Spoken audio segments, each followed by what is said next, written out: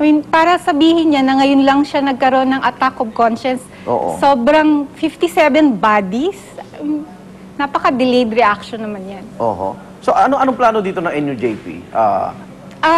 Well, it's up to the prosecution actually, whether to accept him or not. Ang NUJP naman, nagmo-monitor very closely ng kung anong nangyayari, and we support whatever the families, kung ano man yung posisyon nila tungkol dito sa issue na to. And very clearly, wala sa kanilang naniniwala. Ang hirap naman talaga paniwalaan. Kayo ba'y masaya sa tinatakbo ng kasong ito, Rowena? Well, so far, nakikita naman namin yung effort ng Department of Justice, ni Secretary De Lima. Although, pwede pa sanang maging mas mabilis. Halimbawa, bakit si Saldi hindi pa siya na-arraign hanggang ngayon? Only 2 ang patuan sa bin-arraign. So may mga dapat pang mangyari, may mga motions na dapat pang aksyonan si judge.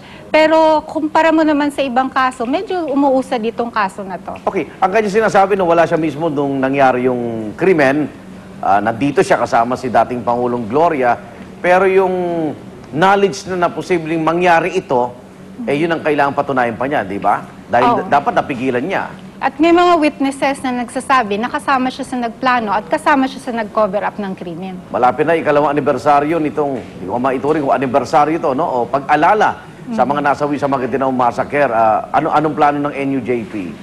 Sa ikalawang taon, definitely magkakaroon ng commemoration. Nung first year anniversary, nagpunta sa massacre site yung mga kasamaan sa media at saka yung pamilya.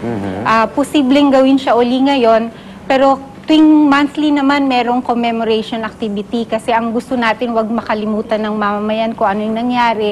At tuloy-tuloy na ipakita yung suporta dun sa pamilya.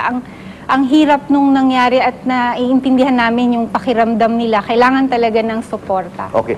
Hindi ba natin bibigyan ng pagkataong pakinggan din itong baka may kwento ng iba si Saldi, Rowena?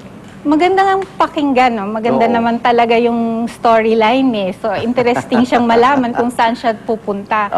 Even 2 months ago, nung unang nag-surface yung ganyang issue, iniisip na namin saan kaya tutungo ito? So, apparently, dito papunta. Finload na nila yan, di ba? Hanggang sa ito na nga't inilabas na yung interview. Okay. Ay, salamat ha! Maraming salamat din. Good morning, Rowena Paraan po, Secretary General ng NUJP. Sa ibang balita, big-time gasoline price hike ipinatupad na ng ilang kumpanya ng langis. Simula kaninang alas 6 ng umaga, 2 piso kada litro ang itinaas ng Chevron sa presyo ng kanilang unleaded gasoline. Piso at 50 sentimo sa regular gasoline, habang 80 sentimo naman sa diesel at kerosene. Ganito rin po ang naging dagdag presyo ng kumpanyang Shell na nauna nang nagpatupad ng price hike kaninang hating gabi. Ang price hike ay bunsod pa rin ng pagtaas ng presyo ng langis sa world market. Sa ngayon, wala pang abiso ang iba pang oil companies kung susunod sila sa dagdag presyo. Namumuong sama ng panahon sa bahagi ng Luzon, patuloy na binabantayan ng Pag-asa. Huling namataan ng low pressure area sa layong 1,020 kilometro silangan ng Northern Luzon. Patuloy namang magiging maulan sa Hilaga at gitnang Luzon ngayong araw. Paliwanag po ng Pag-asa dahil pa rin yan sa umiiral na southwest monsoon o hanging habagat. CBCP nagsorry sa pagtanggap umano ng 7 obispo ng mga sasakyan mula sa PCSO. Nangako rin ng CBCP na dadalo ang karamihan sa mga idinatawid na obispo sa pagpatuloy po ng Senate hearing bukas. Darito ang report ni Lay Alves. Our Mother Church has been deeply wounded by the controversies. As shepherds struggling to love you like Jesus, the good shepherd. We are sorry for the pain and the sadness that these events have brought upon you.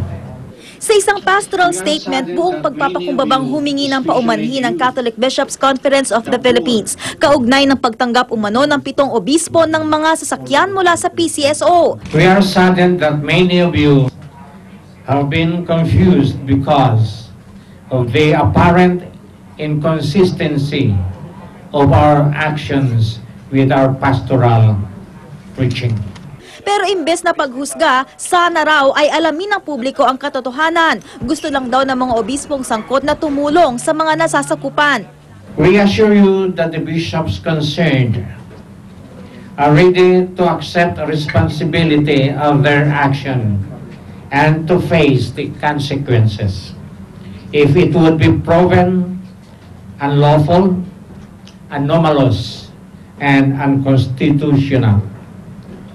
We assure you that their action was done without malice. Kasabay ng pangakong dadalo ang karamihan sa mga naturang obispo sa pagdinig sa Senado, muli rin daw susuriin ng CBCP ang pakikipagtulungan nila sa pamahalaan. May policy kami noon na hindi kami hihingi at hindi tatanggap ng pera galing sa sugal, whether it's legal or illegal. Ang pagkor galing sa sugal kasi yun, so I think it will fall within that one.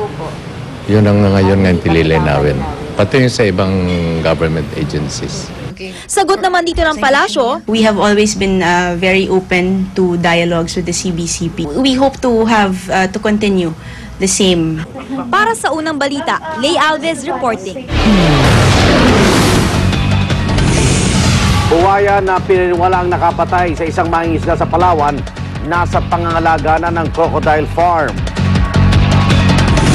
At cast ng Harry Potter na Deathly Hallows Part 2, ano kaya ang masasabi sa pagtatapos ng film series na tumagal ng 1 dekada? Huwag pa huli, tutok lang sa unang balita.